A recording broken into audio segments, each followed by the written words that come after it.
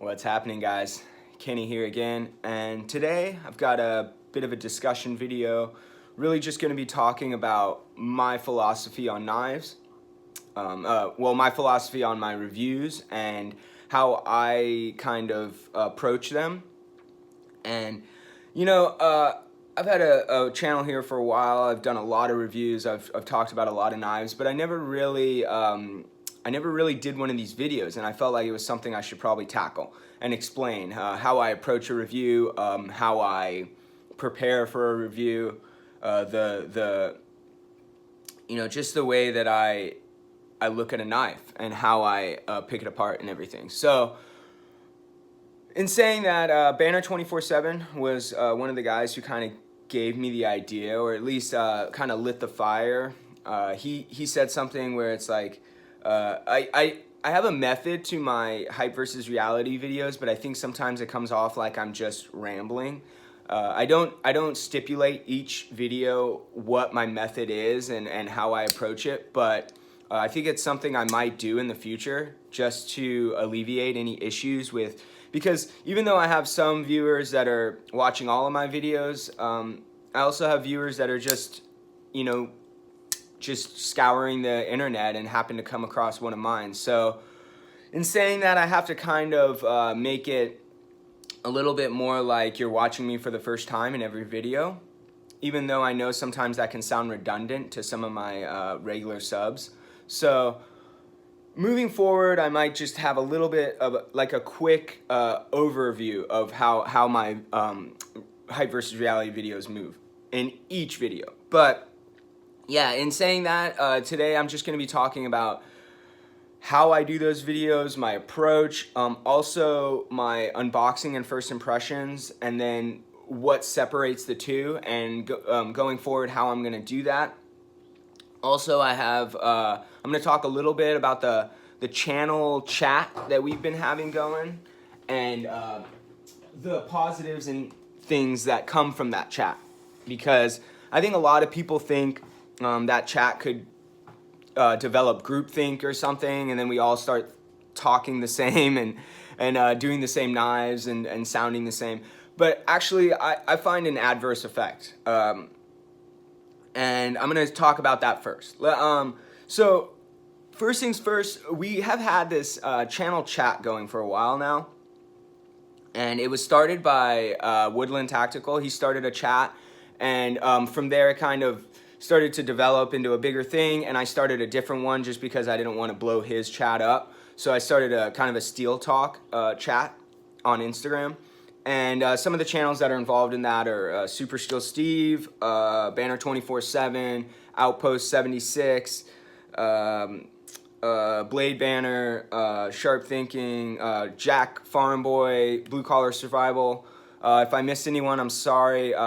They're all really good guys, have a really broad horizon as far as knowledge, and also we come from very different places, so everyone brings their own, not only knowledge but also character to the table, and everyone in there is very open-minded, and there's not a lot of judging going on, except for, we razz each other a lot, and we're always kind of joking with each other, and it can get kind of crude. That's why I kind of started a different one, and anyone who wanted to come could come, but anyone who feels a little uncomfortable with some of the stuff that we talk about in there could opt out, you know what I mean? So in saying that, the things that I think are great about the channel chat, and what I think is really it's benefiting all of us, is the fact that we bring things to discussion and we talk about things that in a lot of the knife world and like blade forums and stuff like that, people get defensive, they get aggressive, they get it just turns into a big battle. And in this chat, it's more just discussion. And everyone in the channel is more open-minded to like not necessarily get defensive and judgmental, but to just talk about it and see, everyone has their own perspective. Everyone has their own, way of thinking. So this channel chat just keeps, it keeps ideas flowing. It keeps things moving forward. in fact, I think it keeps us from doing videos that sound the same, because we talk about it in there and then we already know, like, oh, Steve's gonna do that. Maybe I'll just elaborate on his video, or you know, but we're not gonna like reiterate the same thing.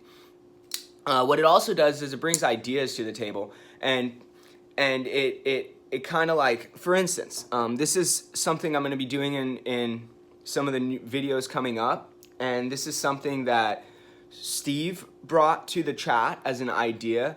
Super Steel Steve, for you guys that don't know who he is, you should probably stop the video and go check him out. He is a very very honorable and just a very straightforward and honest dude that just knows a lot about steels.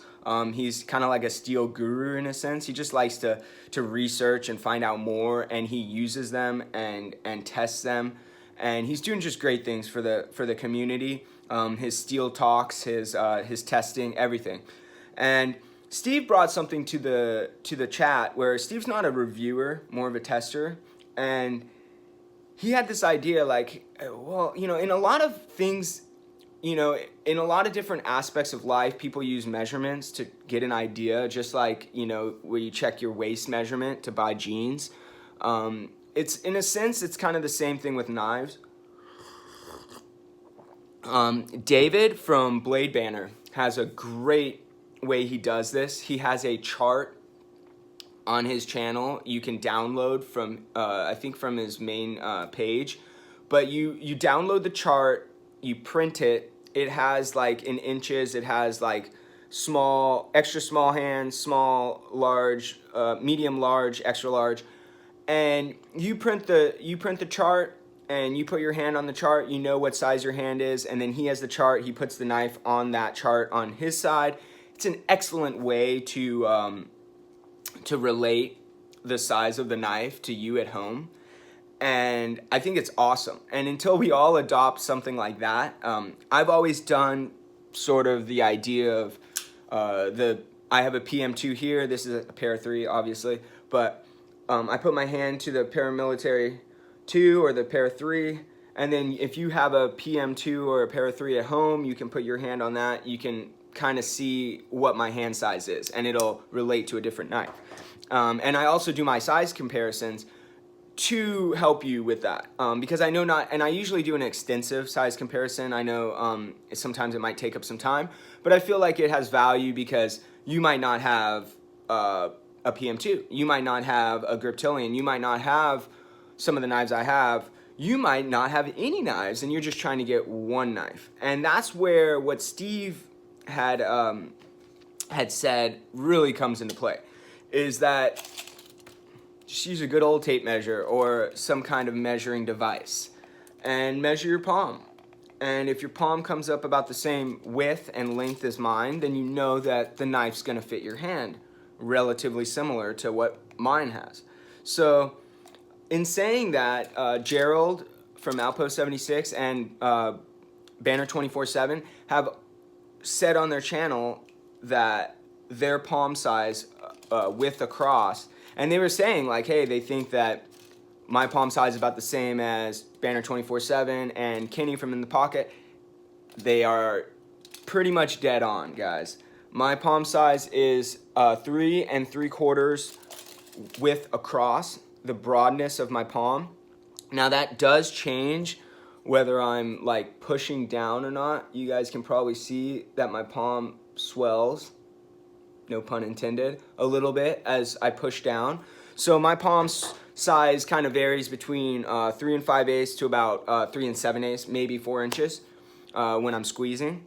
So I thought that was relevant. And then also Banner 24/7 did a measurement from this point to the base of his palm, and my measurement is about 4 inches, I think, and that's kind of lines up because 4 1/4 on my right hand actually.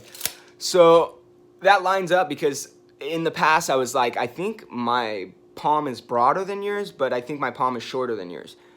And it actually lines up. I think his was like 4 1/2 or 4 3/4 or something. Now, another measurement I felt was relevant, and I thought that I'd bring it to the table, and you guys can let me know. Banner 24/7, let me know what you think, and then you guys can measure yours and see if it's similar to mine. So the measurement I'm talking about here is the measurement. Now this is kind of plays a little bit because it's not always going to be the same. But my measurement I'm talking about is from here, pretty much where that base of your thumb, that bone right here ends, and to the tip of your fingers. Now the reason I think this is relevant is because when you go around the knife, that's essentially what designates how hand-filling the knife's going to be for you. So that measurement for me, sorry guys, that measurement for me is about 6 1/4. Now, I guess you could go 6 1/2 if you come like to that point. So that's where the measurement kind of, it's not as exact as maybe this measurement. So in saying that, it gives you an idea, okay? Now moving forward, I am going to talk about my unboxing and first impressions versus hype versus reality. The differences, what goes into them, what I'm going to do moving forward. So, unboxing and first impressions. When I do those videos, sometimes I do an unboxing with the first impression, sometimes I just do a first impression. Now, the difference between those is when in the unboxing and first impressions, you are literally seeing what I'm seeing for the first time. I am unboxing the knife in front of you, essentially. It's always live. It's always, it's just shooting from the hip, essentially. And I try to go into depth and try and find all the things, but there seems to always be something I miss. Like, I forgot to look at the centering, or I forgot to check the sharpness or something like that. So because it's live, sometimes it does, it's not quite as elaborate as like maybe a first impressions. And the first impressions, when I don't have unboxing, I usually have it for like a day. Like I unbox it, I have it for a night or that day, and then I do the video. Which tends to have a little bit more information just because I've had a little bit of time. I've noticed the little things that maybe I didn't notice in the unboxing. So there's maybe a little bit more value in the first impressions than the unboxing. Now the value in the unboxing is more for like that first impression that you're gonna get when you unbox the knife, that feeling of like, ooh.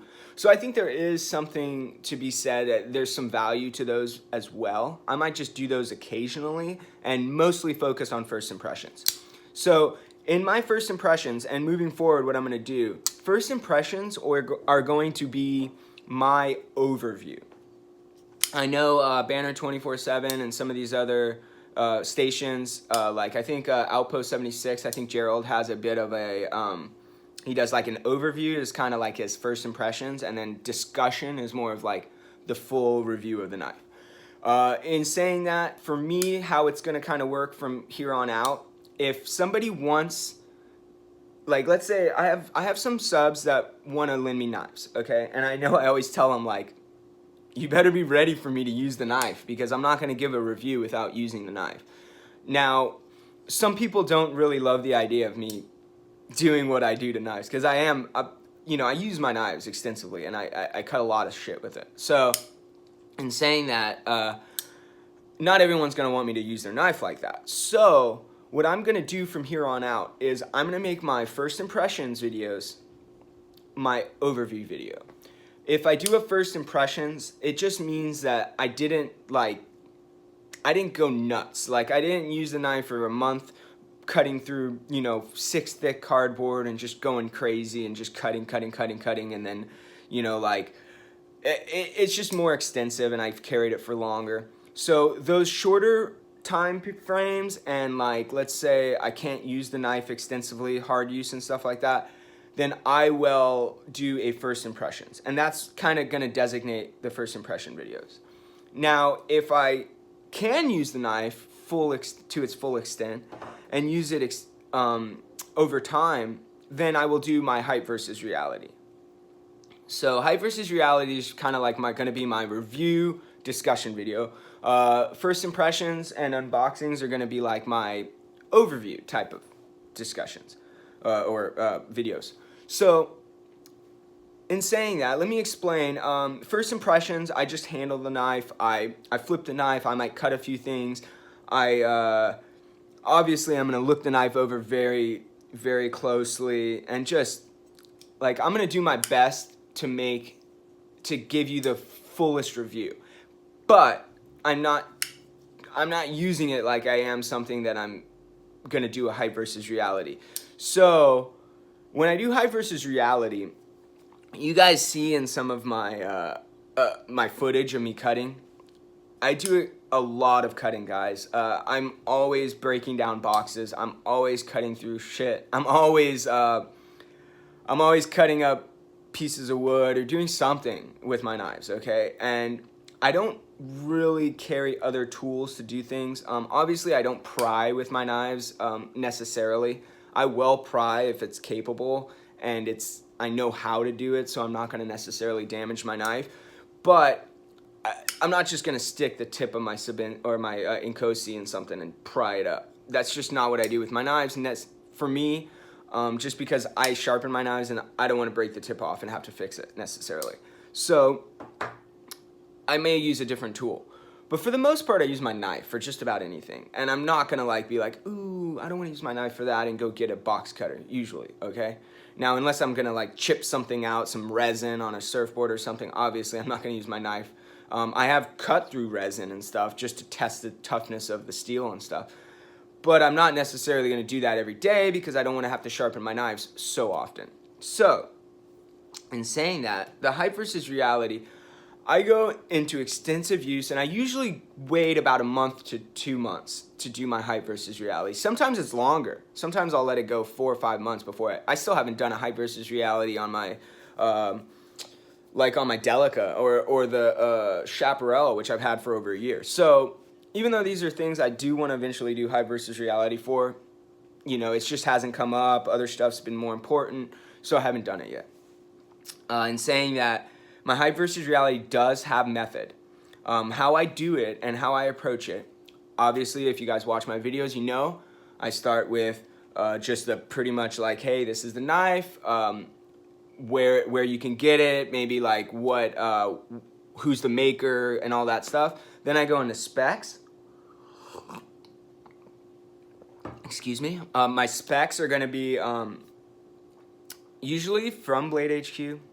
Sorry, guys. I know I could type it out and do more elaborate things on the screen, but I pretty much use iTunes or iMovie to do my editing, and it only lets me do the print at the bottom, and I don't want to do it like that. I'd rather have it come up and across the screen and stuff. So I haven't really figured out how to do that necessarily, and I feel like Blade HQ has a pretty extensive gamut of different knives. They have pretty much everything.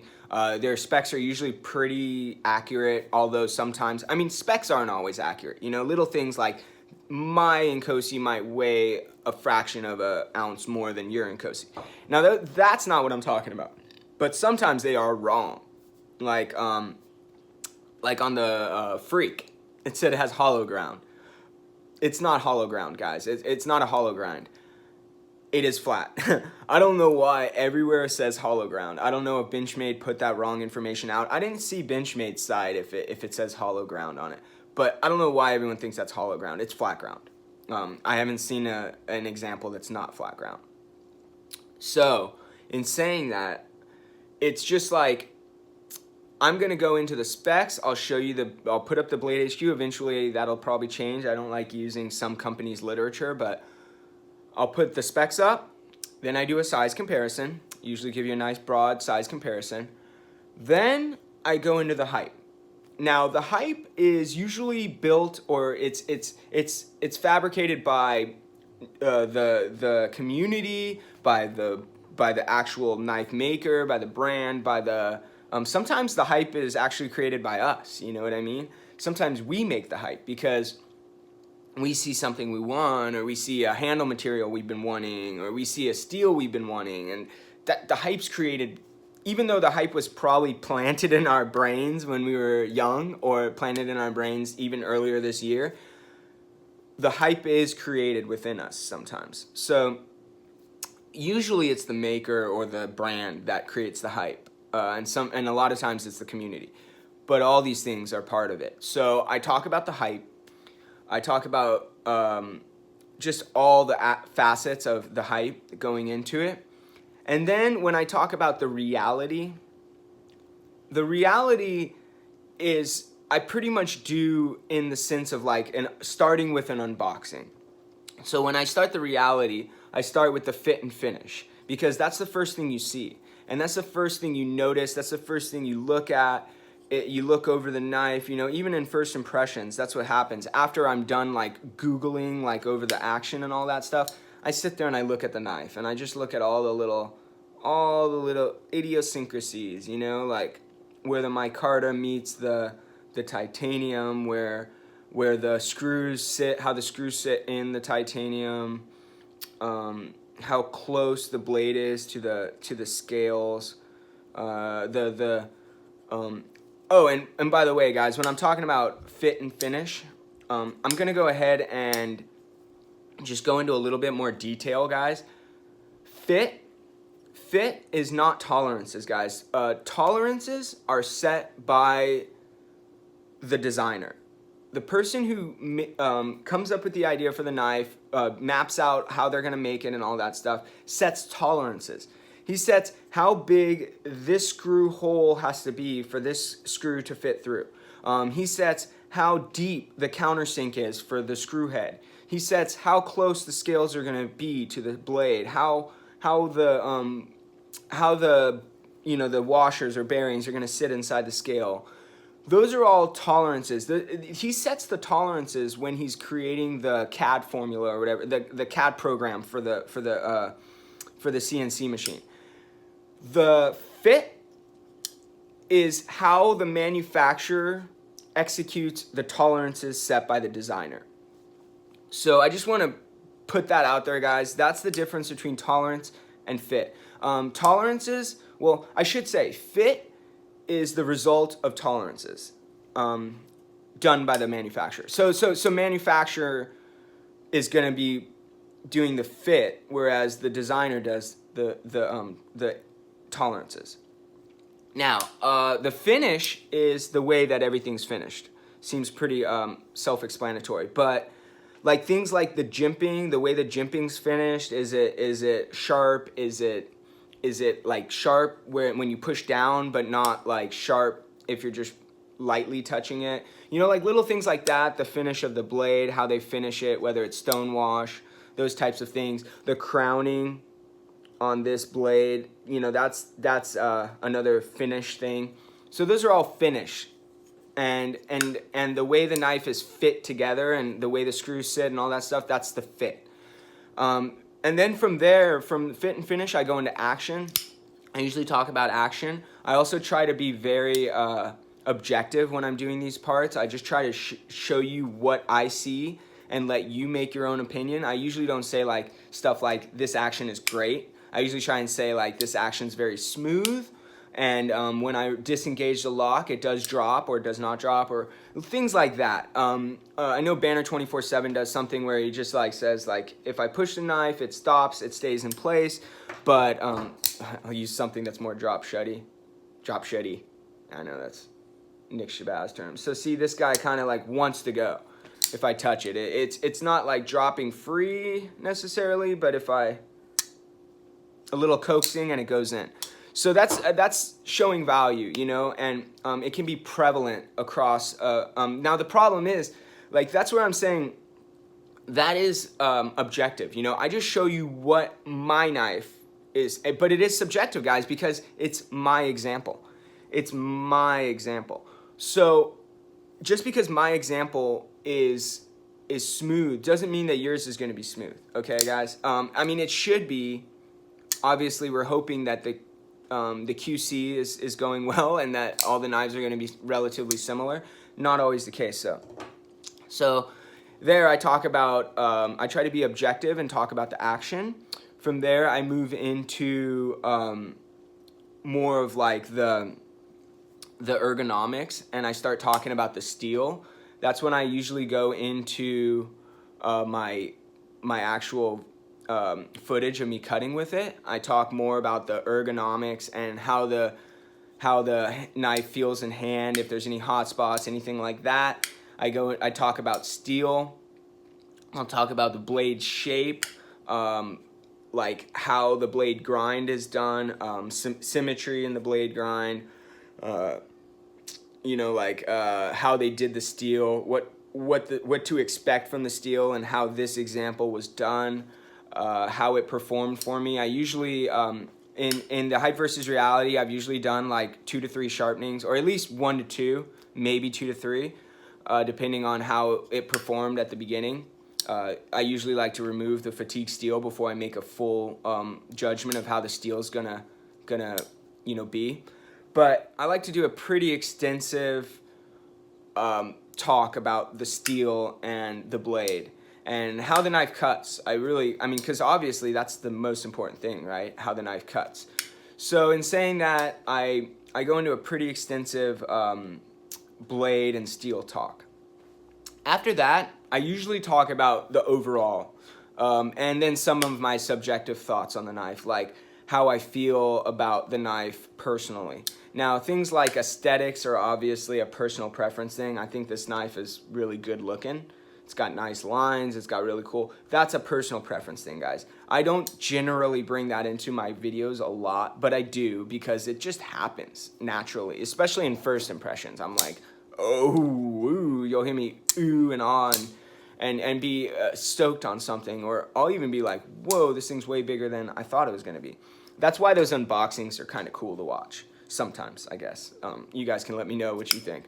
But so in saying that, I hope I pretty much explained my methods here, and I really want to say that the channel chat is bringing new ideas and bringing, I think it's bringing a lot of value to each one of the channels, whether they be learning about steel or I'm learning about something like, you know, knives I hadn't heard of, or ideas I hadn't really heard of, or things like that. So the channel chat's great, I think, for everybody, including you guys, the subs. I think that it's very important for channels to keep an open mind and just like try new things and do things differently.